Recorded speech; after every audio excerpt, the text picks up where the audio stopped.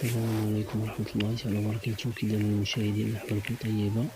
اليوم تشاهدوا معنا الوجبة هذه الخفيفة من بقايا طعام البيت المنزل، غنعطيوها للدجاجات ديالنا.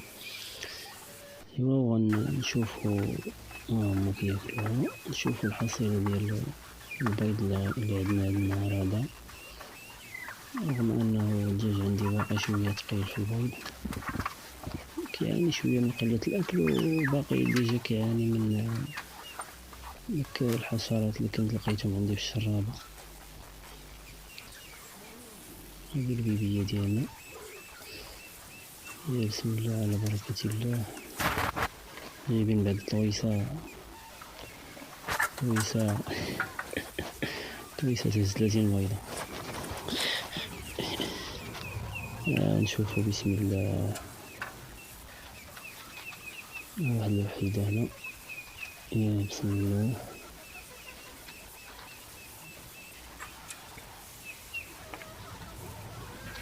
نشوفو هاد الوكر الثاني،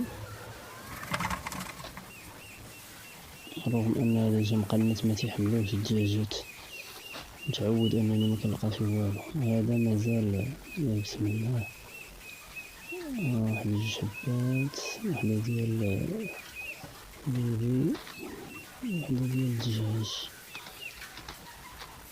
هادشي اللي كاين المشاهدين. كاين واحد الوكر خور تا هو معروف عندي، ما كنلقاش فيه لا بتاتا، وجوج خرين مقرق فيهم جوج دجاجات، حاط لهم البيض ديال الكنار. الله المشاهدين ديالنا، نتوما الدجاج ديالنا حابس من الماكلة وبيتسنى زيادة. هادو الكتاكيت ديالنا اللي كبروا، باقيين وحدين اخرين صغار.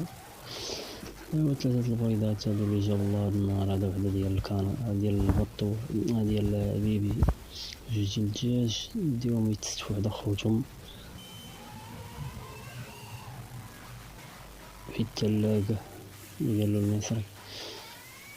هذا هو الاكتفاء الذاتي بنسبة قليلة في المئة، نظرا لقلة إنتاج الدجاج عندي. وكنتمنى من هنا إن شاء الله يزيد يسخن الحال، وتكون وفرة في الأكل، يكونوا تعالجوا من ديك الحشرات. إن شاء الله يكون إنتاج كثر من هذا كيف ما كان في السابق.